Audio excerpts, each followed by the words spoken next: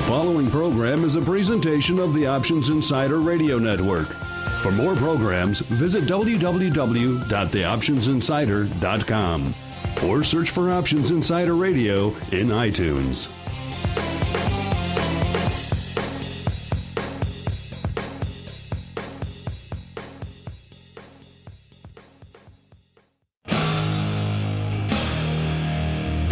And now, it's time for the show that breaks down the options market. From unusual activity alerts to market updates and trading strategies. If it involves puts and calls, then our all-star panel will break it down. It's time to hit the Option Block with your host, Mark Longo from theoptionsinsider.com and co-hosts Mike Tusaw from KnowYourOptionsInc.com and Mark Sebastian from OptionPit.com. The Option Block is brought to you by Options Express. Don't spend time worrying about your broker. At Options Express, security, stability, and account protection are the most important responsibilities to our customers. Secure account access, enhanced financial protection, entrusted with over $7 billion in customer assets, established financial stability. Options Express lets you trade with confidence. Stocks, options, and futures, all in one account. Trade with a specialist. Visit optionsexpress.com/OXradio to open your free account. Options Express is a member of FINRA, SIPC, and NFA.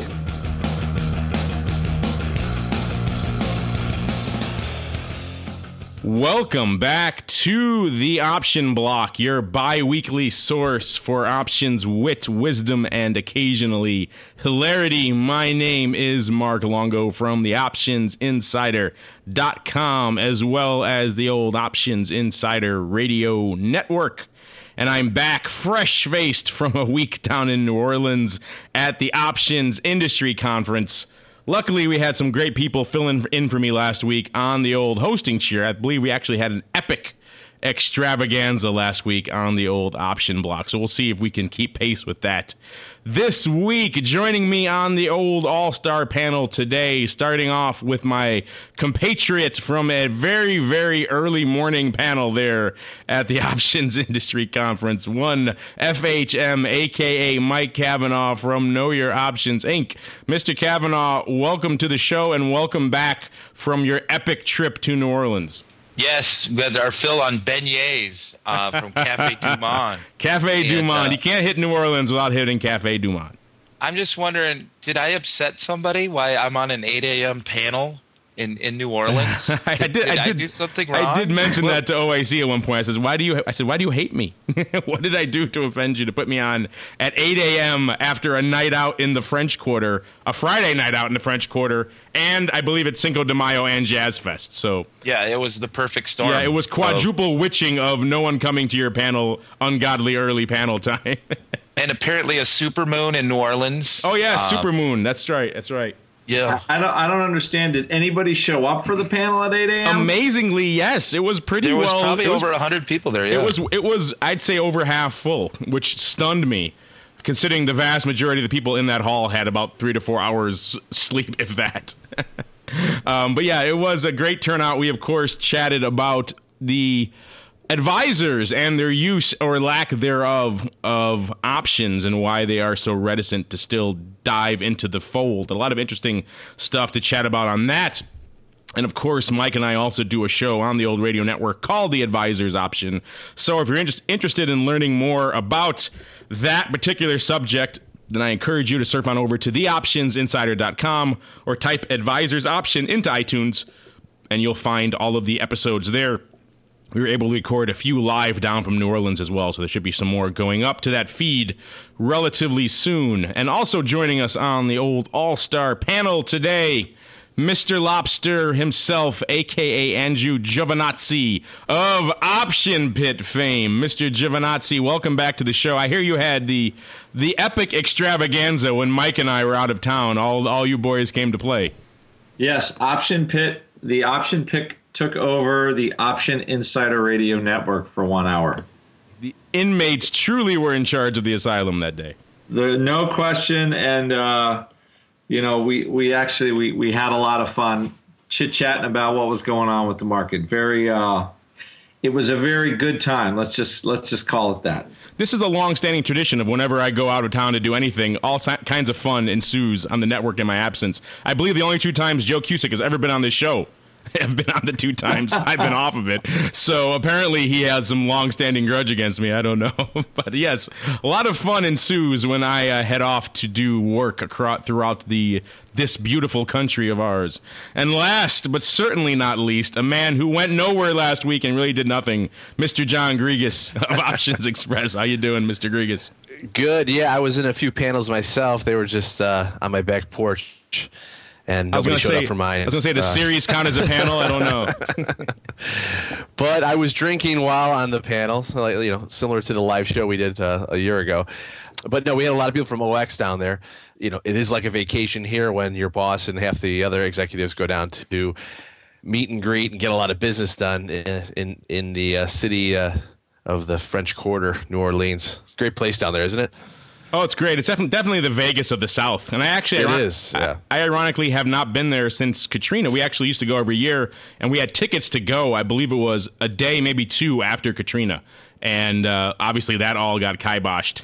We were quite fortunate, actually, not to have gone down 2 days earlier. We would have been caught in the midst of all of that. And we haven't been back since. So this is my first time back, and it was interesting to see how much of it has changed and developed in that area since the big calamity. But yeah, interesting stuff, a lot to talk about, listeners. If you want to know more about what happened down at the old Options Industry Conference, then by all means stay tuned to the optionsinsider.com and the Options Insider Radio Network, because we will there were actually 2 shows. There was the Options Industry Conference, and then they had the Wealth Advisor Summit for the first time. And I have to say, just, Brian and I drove down, so we took the 14-hour trip rather than hopping on a plane, so we were able to see the outlying, geography. And then when we got there, we went to the Wealth Advisor Summit before the Options Industry Conference, and we were met by 2 advisors from New Orleans, 2 of the nicest people around. But you knew you were in New Orleans when they introduced themselves. Their first names were Dipper and Spanky. So a little shout out to Dipper and Spanky if they're listening. Just super nice guys and added local flair to the event. That's New Orleans in a nutshell. Local flair, I suppose you could describe it as. And of course, if you do want to check out everything that happened down at OIC, then by all means stay tuned to the Options Insider Radio Network, because we will be putting out all of the panel audio, including Mike's and my panel, and then also all the other panel audio, as well as a host of radio shows that I did down at the show. So stay tuned for that over the coming weeks. We will definitely have a lot of great content in store for you. But now we're going to dive right into the trading block. The trading block.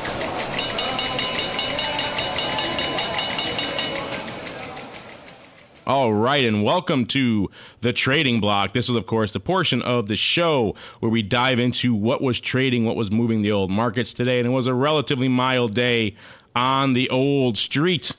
A mix of green and red across the major market indices today. Most of the indices relatively unched.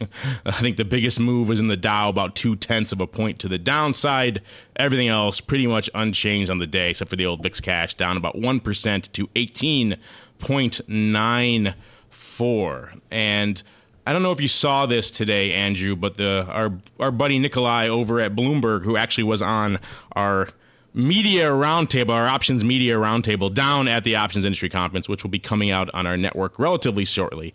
He put out an interesting article today comparing the VIX to the market CDX North American High Yield Index and the ratio between the two of them and what that might signal going forward. Do you have a chance to check out that article there, Andrew? Well, I saw it, but I didn't see the article. All I did was see the the note you sent me. But I didn't see the article from that. It looks interesting. I was just trying to decipher your note here on it. Is it a ratio between the market index and the VIX? Yes. Essentially, the crux of the article here is it said the VIX closed at last week at 0.032 times the level of the market CDX North American High Yield Index, which increases when confidence in debt issuers deteriorates. That's near the 2.5-year low of 0.027 times reached in March. While the VIX is 21% below its one-year average after sinking 58% since October, the gauge of CDSs is only 2.4% less than the mean. So that kind of struck me as I've seen VIX compared and contrasted to a lot of things, but the CDSs and the ratio between that and a CDS index is a relatively new one for me. I thought that was kind of interesting. Yeah, so it sounds like so the VIX has come off quite a bit, but the CDS index has only come off slightly. Is that how you read that? That's pretty much the gist of the article. I'll have to send you the full link here. But yeah, essentially what it was, I just thought it was an interesting one to bring up. I didn't think that it was something you routinely rolled into your mix when you're looking at the VIX, but perhaps it's something to look at going forward. I do watch like the CDS stuff when it gets to interesting levels, but it's I'm trying to figure out what he's trying to pull from this, that the VIX is a little cheap relative, or it's like when you were talking about this market action today, when the election results came out yesterday, the market tanked, and at least everything, there was no liquidity on Sunday afternoon though, but all that after hours trading, there was like the push button panic of what was happening. And then this morning, everything opens a little lower, but it was kind of a big nothing. I'm almost to the point where I think, that the Greeks can moan and groan that they're not going to have austerity anymore. I don't know where they're going to get the money to pay for all the stuff they want. And now the French are going to go back to, the 70s with a socialist prime minister and tax all the rich people. So, speaking of moaning and groaning, I'm going to have to send you a can of oil for that cheer, sir. Is it still? I'm trying not to move very much. I'm just going to send you a $5 metal folding chair that will never make any noise, and we'll be all set. I think you might have to send glucosamine. That's his spine. No kidding. All right, aside. I find this very odd. I thought the market reaction this morning, everything kind of, it yawned up, and I think this European issue will be the cap on our market until this stuff is resolved to some degree. And I have a few, that's just and I think that's where we are. It's going to be probably a good time to sell some kind of volatility here at some point, but there's definitely it's like I think there's some kind of strange confluence here I don't quite get because of this European thing connected to the U.S. It's like nobody can accept the fact it's not really, things there are not going to be good for a while. And somehow people are going to have to figure out how to get used to that. I don't know if the market's been able to price that or not. And that's probably what the high yield index is sort of saying. I think it's more just a question of, I don't think anybody wants to sell any juice for nothing on that stuff anymore. Well, hopefully they learned from the AIG debacle that selling those things for nothing is certainly or near nothing is a race to the bottom. But yeah, I thought this was interesting. I like our boy Nikolai over at Bloomberg, and I always try to encourage people to look at, because I'm so sick of the article of VIX cash reaches highest in 3 weeks or whatever. There's no utility to that whatsoever. So comparing and contrasting it, at least something different, whether the comparison is relevant or not. Actually, I believe he quotes in this, Mike, our co-panelist there, Steve Salaka, in this article. So maybe Steve turned him on to this ratio. Perhaps this is something that he follows on a regular basis. Like I said, I'm not familiar with really contrasting the VIX to the CDS index, but an interesting comparison nonetheless. So anything else catching your eyes in the old market action today? Anything lighting up the old switchboard at OX today, Mr. Grigas? Well, not lighting up the OX switchboard, but my cell phone on Sunday, I can gauge what the market's doing by how many margin call emails I get for futures at about 5 minutes after 5. And if you guys saw the open of a lot of the markets, and Andrew kind of mentioned this earlier, where we gapped lower and then kind of rose up through the remainder of Sunday night into today. But if you take a look at crude, especially, trading the 95 handle, generated about 80% of my margin call emails this morning. I get CC'd on every email that goes out for futures, so I logged in and saw that the crude had trade 106 and change on Wednesday of last week, touched the 95 handle late Sunday night. So a lot of calls on crude today. That definitely had made a technical breakout last week when it closed below the 200-day moving average at about $100.59. So it looks like the bears are in control in crude. So a lot of phone calls on that today.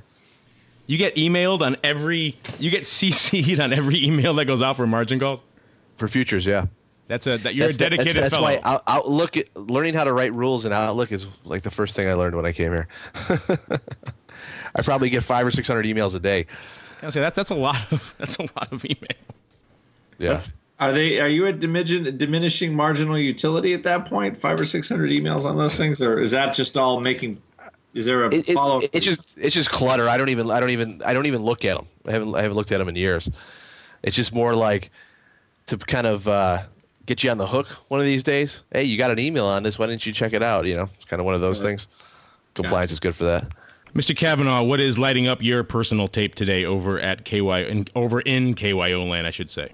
Yeah, I was just looking at the tape. You know, people trading, some opportunistic put selling early on in the day on the NASDAQ and the NDX.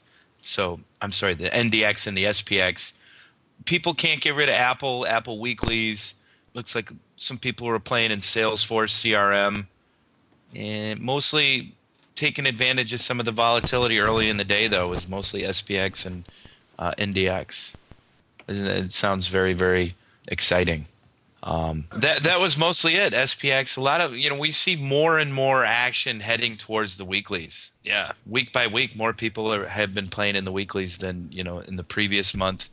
More people in the weeklies. Speaking of action, there were some earnings coming out after the bell today, including one that we'll be discussing in a little while that someone wrote into us about. But Electronic Arts, the big video game publisher, announcing after the close, they closed at $15.13. They're trading $13.70 in the after hours. So those, I believe they were the 14 handle puts that were trading for around 30 some odd cents towards the close. It looks like they're trading about parity right now. So we'll keep an eye on EA, see how that after hours move materializes. Speaking of after hours, one of the things I did do down at the show this past week, it's nice what I do at the OIC conference. I kind of don't go to the conference itself. I kind of have my own little mini conference where I set up in a recording studio for 3 days.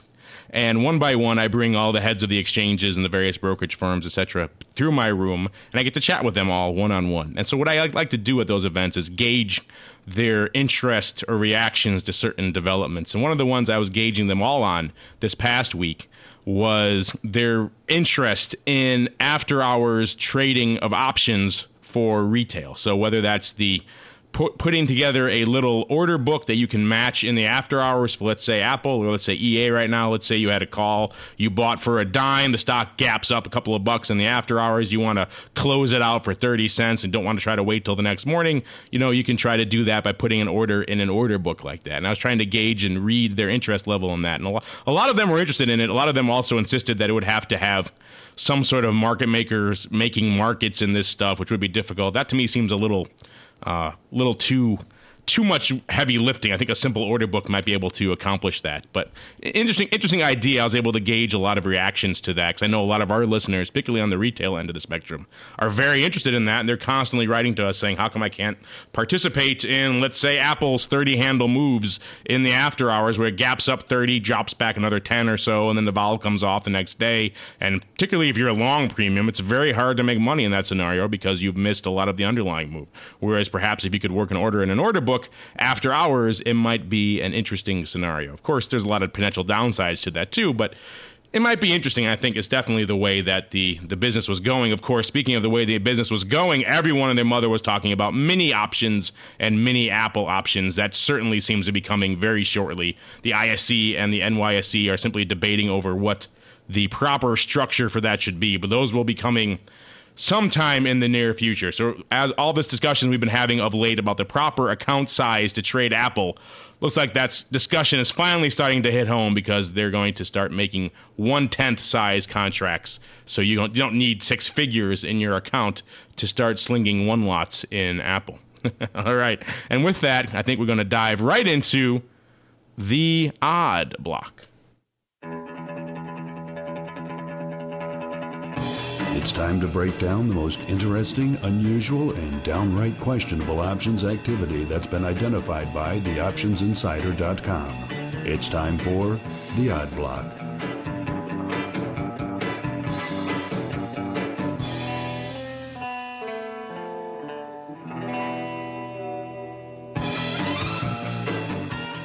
All right, and welcome to the Odd Block. This is, of course, a portion of the show where we break down some bizarre options activity that's caught our attention over at theoptionsinsider.com. If you want to read more about this or any other activity going on today, then by all means, surf on over to the site. You can find it all there.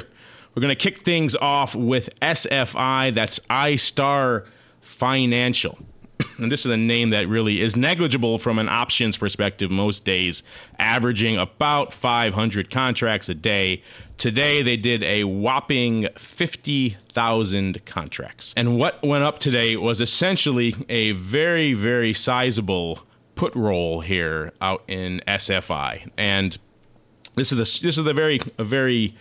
very cheap name, closing today at $6.33. But nonetheless, there is someone out there looking to hedge a substantial amount of downside in SFI. They sold today 25,000 of the Jan 2013 5 puts for between 60 and 65 cents, and then they rolled those out to Jan 2014, so they rolled them out a year, and they bought 25,000 of those Jan 2014 5 puts for between $1.25 and $1.30. And if you dig into those open interest numbers on that Jan 5 strike back in 2013, is actually 65,000 open on that strike. So there's a substantial equity holder here in SFI, someone to the tune of probably 6.5 million shares if all this open interest is geared towards protective puts. So this guy, if he wants to roll all of them, has got another 40,000 or so still to go. But still a very, very sizable roll going on here in iStar Financial. Someone looking to keep his downside limited to the 5 strike or so. And actually, given the range of SFI, that's not a bad bet. This thing's been pretty active over the past couple of years, ranging from as low as south of $3 back in 2010 all the way up to over 10 last year. And over the past year, it seems to be vacillating in between the 5 and 8 handles for the most part. So this guy picking up his protection on the 5 strike might not be a bad idea. But an interesting one nonetheless. FHM, I'd be remiss if I didn't ask you if SFI is in any way located in Manitowoc. If it were, I would tell you where the founders' kids go to school. But this is a zero correlation to Manitowoc. I'm still waiting for more unusual activity in that one, so we could bring it back up on the show, because you were quite the font of knowledge when it comes to MTOC? MTW. Yeah, he was like Blue Horseshoe. I mean, the guy nailed it. Every once in a while.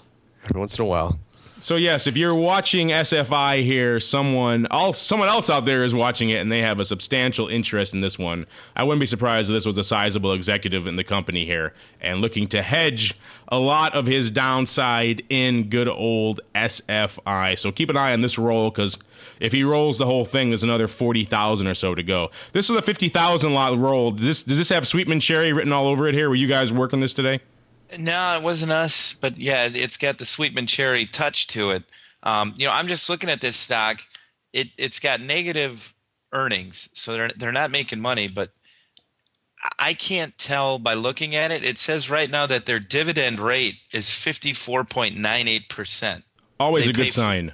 Yeah, so I don't, it looks like it might be somebody that's holding the stock and they're trying to hedge downside. I don't know when the last time this thing paid a dividend or when they're slated to pay the next one, but at 87 cents per share, it's a pretty hefty dividend. It might be one of those yield chasers out there in a structured note. It doesn't necessarily have to be an institutional or an insider that's trying to hedge something to the downside. It might be, hey, back to New Orleans, there were like 3 different panels at the conference where people were trying to chase yield. There weren't a whole heck of a lot of options out there for people that had yield chasing ideas or even yield generating ideas. So that might be a pretty far stretch. And yeah, it looks like they haven't paid a dividend since 2008. Maybe if they start paying one again, the stock comes down a little. Yeah, it'd be interesting to see someone like a yield chaser like that working so far out. 2014, that would be and in such size. But I suppose that's possible. It doesn't have to be just the CEO role in his position. Could be one of those advisors out there trying to chase some yield. Not huge though. On a $6 stock, it's not. Yeah, but there's no yield right now. Maybe they're going to announce. Well, I don't know how they could yield anything because they're losing losing a lot of money. It's like over they're going out of business. Well, I don't know what they're. I mean, obviously there's some kind of real estate company. I just think it feels like it's a puts and stock guy, and he's just holding on to the bitter end until things get better. It feels like they just announced last Friday or last Thursday $275 million worth of 9% senior notes that they're offering. So yeah, they're paying 9%. So this is they're in an interesting financial situation. They lost a ton of money in Q1. So yeah, maybe this guy is seeing the writing on the wall. And he can't get out for whatever reason, so this is the next best thing. And he's realizing, hey, I need to be around for a while. Let's roll some of this I don't know why, he seems so gung-ho to roll some of this now. You might want to wait a little bit. But it's interesting nonetheless to see how these guys do it. But that is going to do it, speaking of which, for the old odd block. And now we're going to dive right into the Express Block. The Express Block, brought to you by Options Express. Options Express lets you trade where and when you want for every level of trading. From advanced charting, free daily trading ideas, and free educational resources, Options Express is the online broker for all traders. Best of all, Options Express allows you to trade stocks, options, and futures all in a single account on powerful yet easy-to-use trading platforms, including mobile devices. Visit optionsexpress.com/OXradio for your free account. Options Express is a member of FINRA, SIPC, and NFA.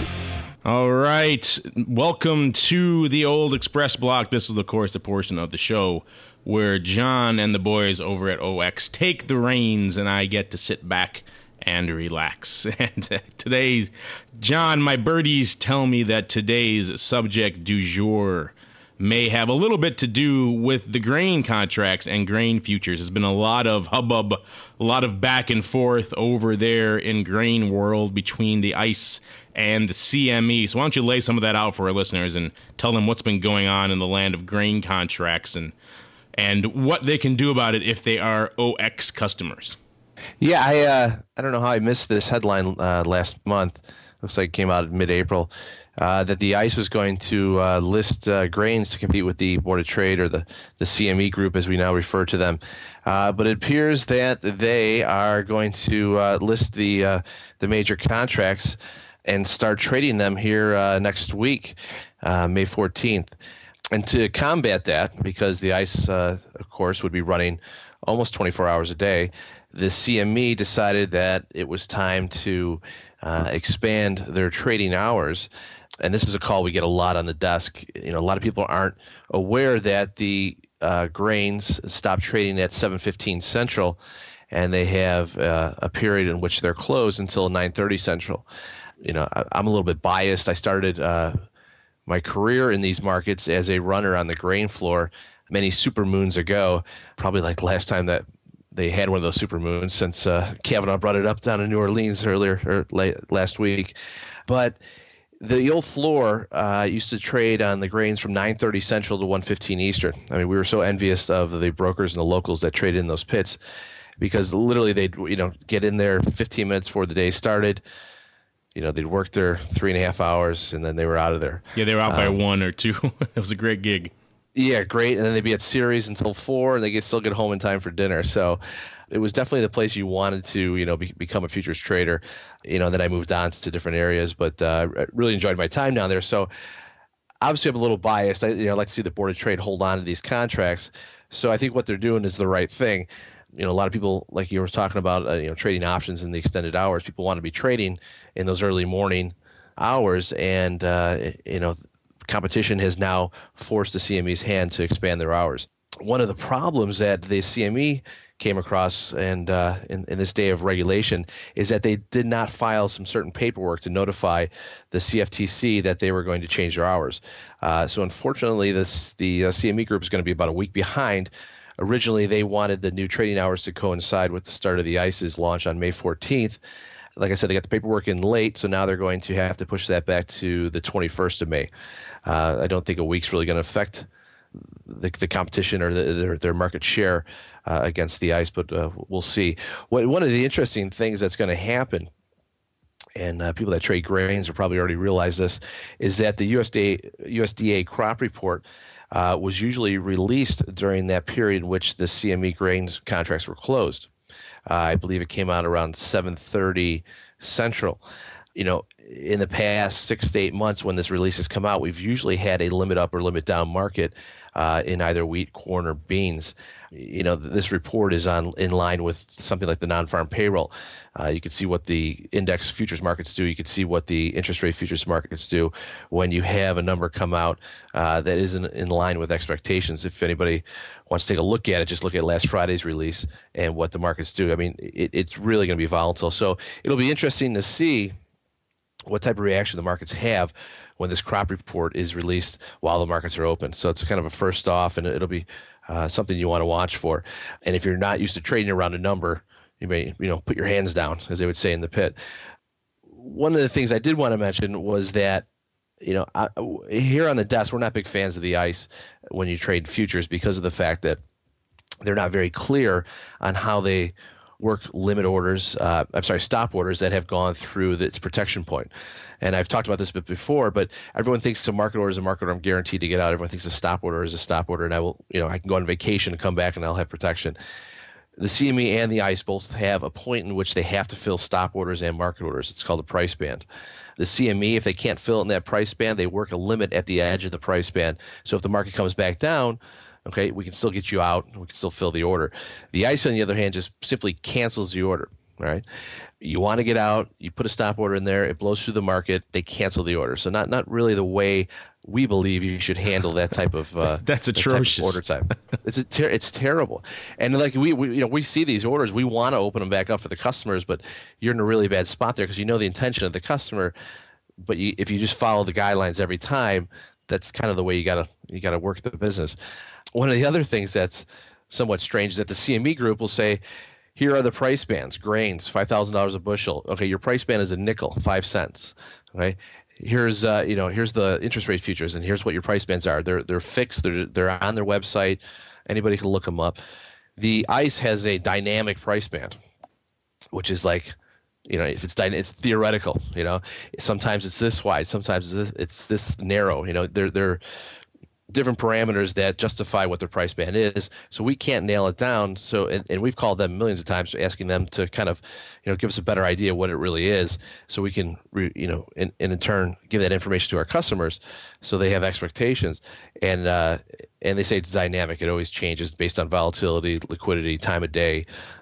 So it's really tough to manage order flow to the ICE products when really their protection points, their price bands, their stop limit orders are worked in ways that we feel isn't really a proponent or a good thing for the customer. So, like I said, you'll have a week where the ICE will have contracts that are trading while the CME is closed.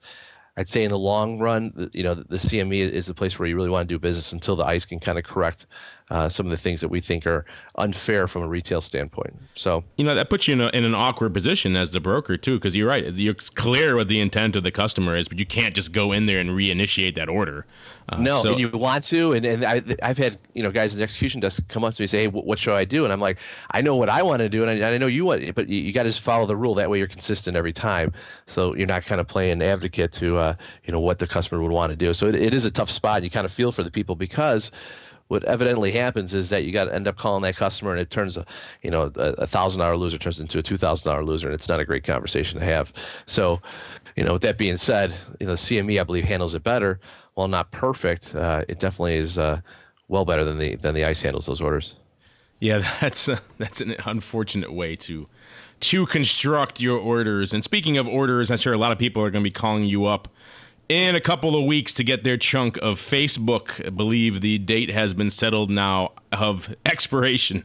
A big no love for the options. I know, traders, big FU to the options markets that we're going to list it right on expiration. Of course, there are not going to be any options on that first day anyway. It's all underlying, but still an interesting scenario to have a large IPO, certainly the most significant IPO in recent years, to occur exactly on expiration day. I don't believe there is a word for that. There's the quintuple witching to have all these expirations, and then of course, and big IPO. Maybe I don't know. We have to coin our own term for that, I suppose.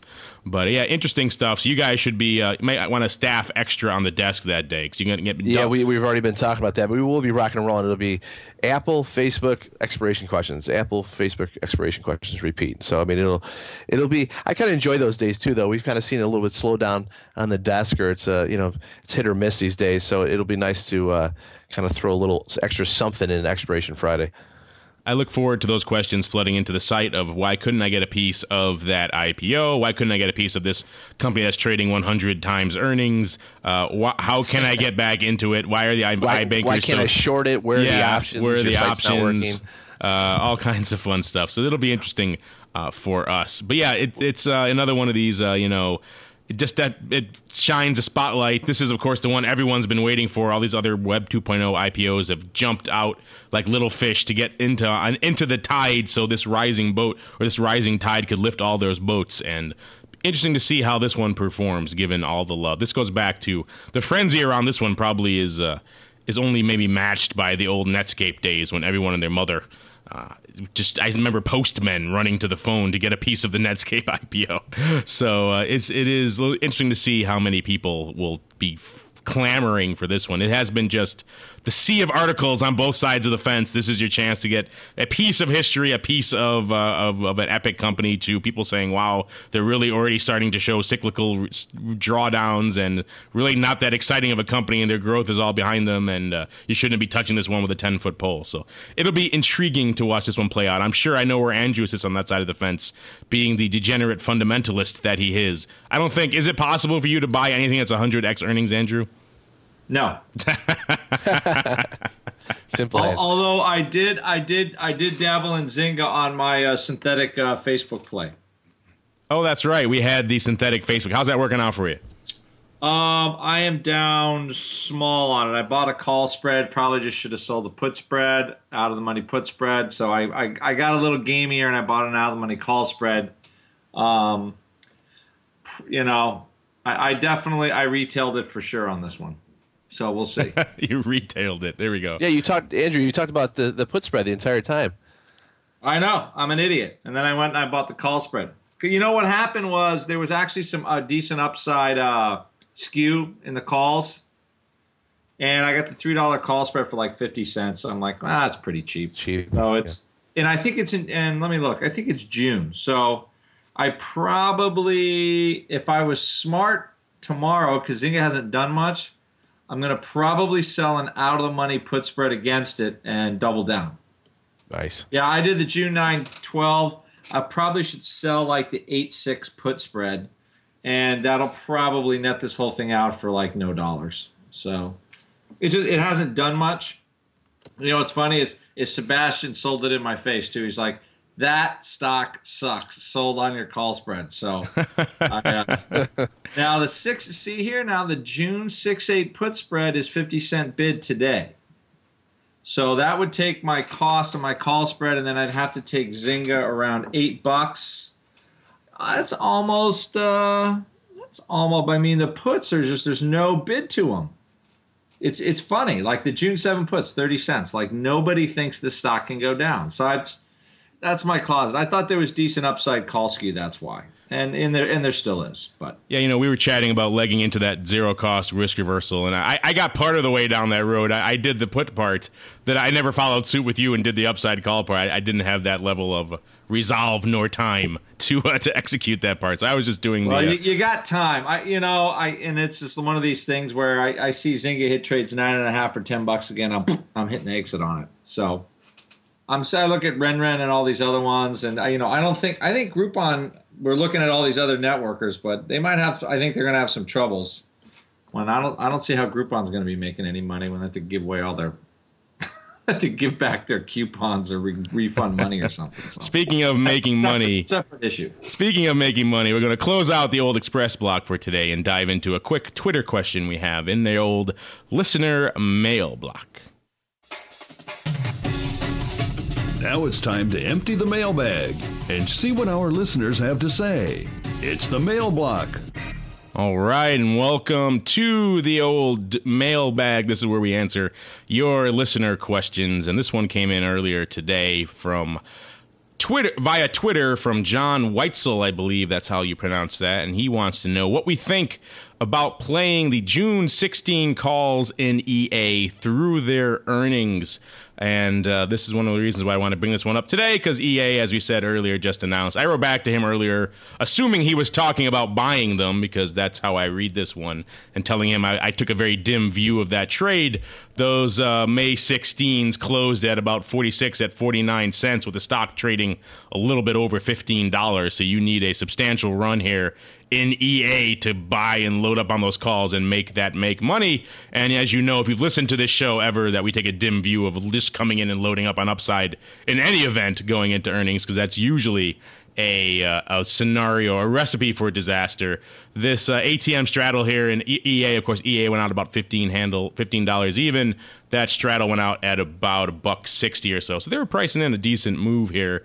And what we're seeing in the after hours is about $1.40. So they were pretty close on that straddle there. Stock's trading about $13.75 right now. Seems to have settled in and around that level. So yet another reason why buying those May 16s was not exactly a scenario of choice. Now, if you are going to do that, then of course do what Andrew was talking about earlier, and don't just load up on the 16s. Maybe you do the 16-17 call spread. You can get that for about 21 cents or so if you leg it a little bit, and that has a little bit better chance of coming to fruition than coming in and just naked buying all those. Yeah, he said, he said June. You're right. So I need to, I'm looking at May. Well, that changes it a little bit then. Let me mull while you guys look. Where is he at the money straddle for $1.60? I mean, if you bought the straddle, he's okay, because now it's trading $13.50, right? So I'm guessing he did not buy the straddle. Yeah, I don't think so either. It's a hard buy. I mean, the name has to move more than it normally does, but quick. And it's just all in the wrong direction. So unless the market rallies big, I don't see how this is going to work for them. Well, these June 16s are trading at about 65 cents or so. So even harder scenario to have that work out in your favor. Of course, Andrew, this one's really up your alley, because I know you love all these video game companies, and EA is probably the biggest publisher of video games on the block. They make things like Madden, and they don't make Call of Duty actually, but a lot of the big names that a lot of folks love these days come from EA. They haven't really been. They have had some interesting moves of late, so this could be a one you could leg into. But I don't see many spreads off the top of my head that start at that June 16 call point that look very tasty or juicy to me at these levels, even foregoing what happened in the after hours, which makes those a doubly bad purchase.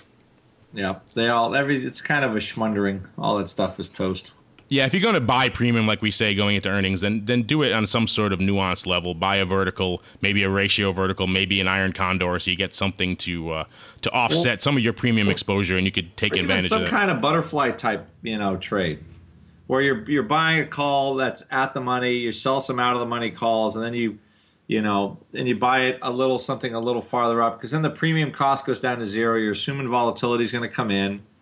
And if you get any upside bump, it's going to work. Just most of the time, just buying long naked calls for earnings is. I don't think that. I remember Goldman did a study on that. I don't think it's. Mark brings it up all the time. It's not the way to riches, I think, in general. You have to send me a link to that study one of these days, because that is something that is interesting to see exactly what percentage of. I wonder if anyone's ever actually gone out and broken down the straddles too, and said if you just went out and loaded up on straddles on every name going into earnings. Actually, that was, I believe, the best paying option. No pun intended. Best paying bet. Of the long premium bets, I'm assuming, not in general. Of the long premium bets, for sure. Yeah, okay. Absolutely. Because I'd imagine taking the other side of that fence probably would work out better. 6 times out of 10, at least. Yeah, and then the one that doesn't work. I mean, it's sort of, I think all of that is, it's a tough game. The earnings game is very tough unless something stands out as really mispriced or the stock's doing something weird, and I think that's just a hard game overall. Mr. Avoid it. Mr. C or Mr. Grigas, any input here on our friend for EA? Now that I've misled him talking about the May calls as opposed to the June. Yeah, we get a lot of people on on the phones that love to play earnings. I mean, and I don't like to see people just taking a gamble on, I mean, the vol is so high that they're buying options and they're just hoping that they pick the right directions. And then it has to move to cover their cost, and then vol comes in and kills the premium. I'm with you guys, and I'd like to see people, if they want to do directional, maybe do credit spreads outside the straddle, whatever the straddle's trading for. I mean, you probably would have done fine here, right? You said it's what, $1.30 lower in the aftermarket? Yeah, trading $13.75 right now. So yeah, about $1.25, $1.30 lower. Yeah, I mean, and if you want to give it a try it in the virtual, and then see yourself down $500, $1,000, then you won't, maybe you'll think about selling premium next time. Yeah, it's just so hard to be right consistently speculating. I mean, unless you're like in that stock, like grinding up the 10Ks, the S4s, and everything about the stock, it's really hard to get in and take speculative positions. I mean, what we see a lot of people doing is like, if you owned the underlying, if you had 1,000 shares, we'll advise people to create a synthetic straddle from time to time going into earnings if they don't want to take the overall just crazy risk of earnings. So you own 1,000 shares of EA and you buy 20 50 delta puts, and you're in a synthetic straddle. Like, I'll advise that into earnings, but trading speculative, unless you have a really strong grasp on it, it's just hard to have continual success just speculating long premium into earnings plays. Maybe you wheel of fun it instead. You short some downside puts, let the stock come in, pick it up at a lower level, and then turn around and write your calls. Or, I'm sorry, triple income strategy it instead. Wheel of fun, triple income. The other thing, it doesn't like buy the stock and sell the at the money straddle. It's another thing we've played with. So, if you bought 100 shares of the stock where it's at 15 and you sold the 15 call and the 15 put, as long as you're okay owning 200 shares, $1 lower, or 50 cents in this case, that's one other way we'd play it. But just to speculate consistently long term on an earnings play, long premium, there aren't too many people in the Fortune 500 that are long premium buyers on earnings announcements, spec trading, that are the top billionaires in the world.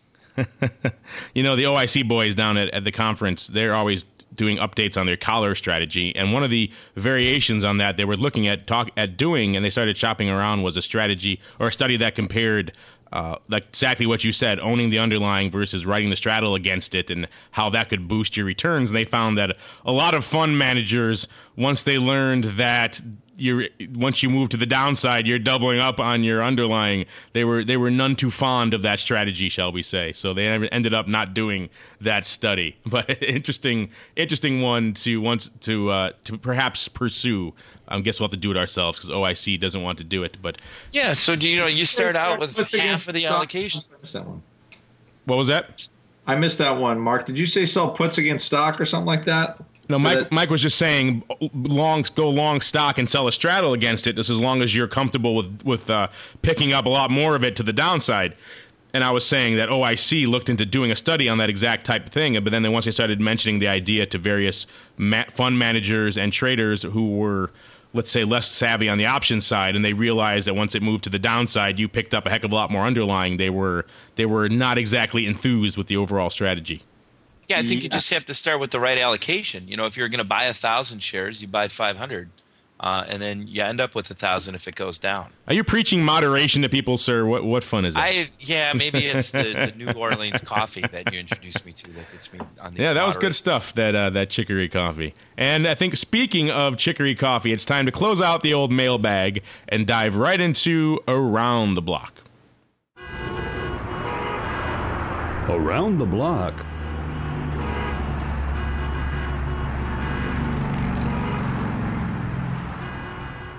And, of course, there is a lot to watch here coming up around the block. It is still the teeth of earnings season. We have, speaking of all these Web 2.0 names, we have one of the early IPOs in this space, at least for from the last year or so.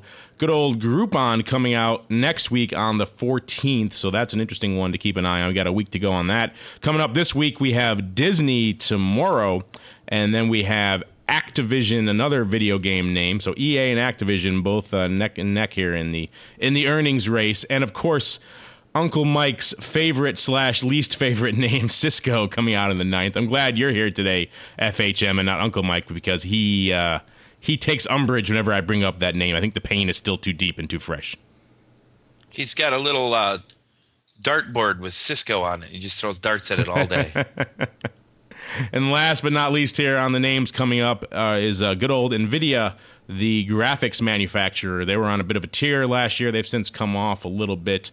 An interesting one to watch. And also, John, I forgot, this is your old favorite / nemesis, good old Tesla Motors, coming out on the 9th as well. As I recall, you've sold a few puts in Tesla in your time. Yeah, but more importantly, I think is that Groupon. I think I need to start listening to the show more because I wasn't aware they had earnings out last week, and I almost pulled the trigger on some $10 puts on Friday. So thanks for the heads up. But unfortunately, I think Groupon was up 4.5% today, so maybe it would have been a good move. But yeah, they were gapping up today. Yeah, that probably would have worked out in your favor, sir. Yeah, but sometimes you get too busy and can't actually trade. This damn J job will sometimes eat in the trading hours. But so I'll be watching Groupon, Tesla, and then.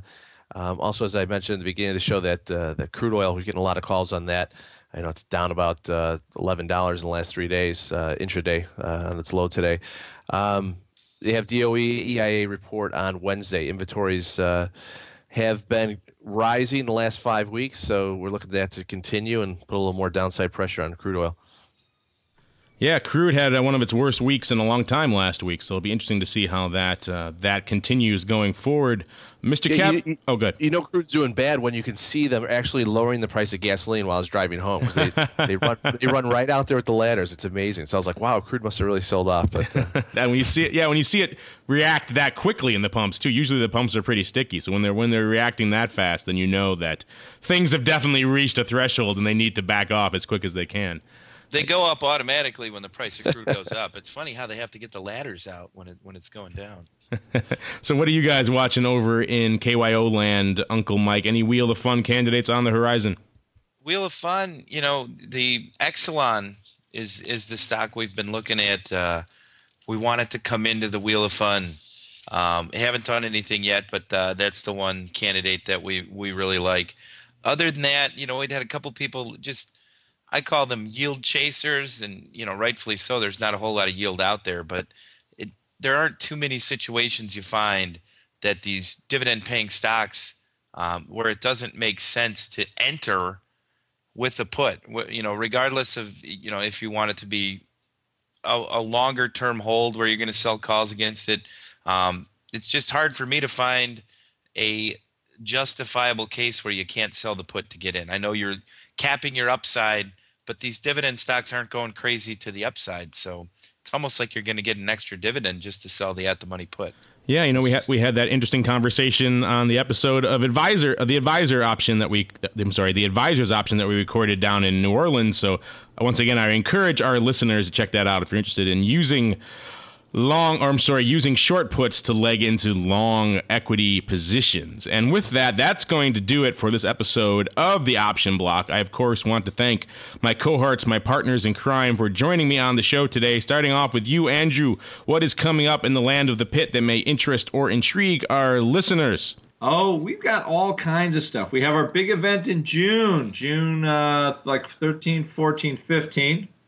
Where we'll be talking to, our pro traders. We're going to be watching ball game, food, talking options, and also showing guys basically mock trading and how options get priced essentially, and how they can understand how the prices change, and how trading and order flow affects how all the pricing works. So we got a lot of people interested in. They're signing up. We also have our second weekly course will be, I believe, next week or the week after. If you go to Option Pits and the events page and sign up, since all these weeklies are getting so hot to trade, it is actually May 16th at 7 p.m. Eastern Time. It will be the second part, which we'll call, I guess, intermediate weekly options. And I think it'd be very useful for people to go check it out. And that's what we got going on at the Option Pit recently. All right. Thank you for that, sir. And FHM, a.k.a. Mr. Cafe Du Monde, what is coming up in the land of KYO that may intrigue our listening audience? We're going to be going to the NAPFA show this week here in Chicago. Just getting, more education, learning what other advisors are doing so we can bring more tools back to our clients. Not a whole lot of exciting stuff outside of that. Just a lot of busy work, a lot to catch up from being away for 3 days down in New Orleans. And last but certainly not least, Mr. Grigas, what is coming up in the land of Options Express? Any interesting seminars or educational events coming up that our listeners might want to know about? Yeah, in the Philadelphia area, Schwab and OX are presenting with SIBO, having a trading workshop with the SIBO in Philadelphia. It's going to be a partner event. We are not presenting, but we will have people there from OX to answer any questions. It's going to be titled Trading Options and Managing Positions. It sounds pretty basic, but I'm sure there's something that everyone could learn. We are shooting out, emailing about any customers within a 150-mile radius of the Philadelphia area. If you have questions on it or you want to sign up for it, just give our trade desk a call, or you can go to the SIBO Learning Center and sign up on there. It is free. It's going to be on, May 22nd. So look for that soon. Great. Thank you for that, Mr. Grigas. And that's going to do it for this episode of the Old Option Block. I, of course, want to thank all of you out there for downloading and streaming and subscribing to this program and making it such a success. And we'll see you next time right here on the Option Block. Become a part of the Option Block. Just visit www.theoptionsinsider.com/forum to post a question for the hosts. You can also submit questions to twitter.com/optionblock or leave a voicemail at 312-544-9356. Make it interesting and your question just might make it on the air. The Options Block is property of the Options Insider Incorporated. All rights reserved.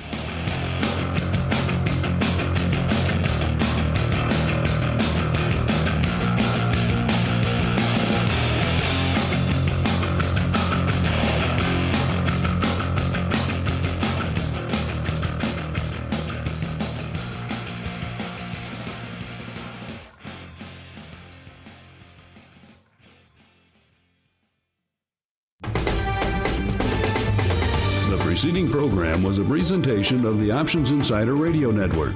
For more programs, visit www.theoptionsinsider.com/radio or search for Options Insider Radio in iTunes.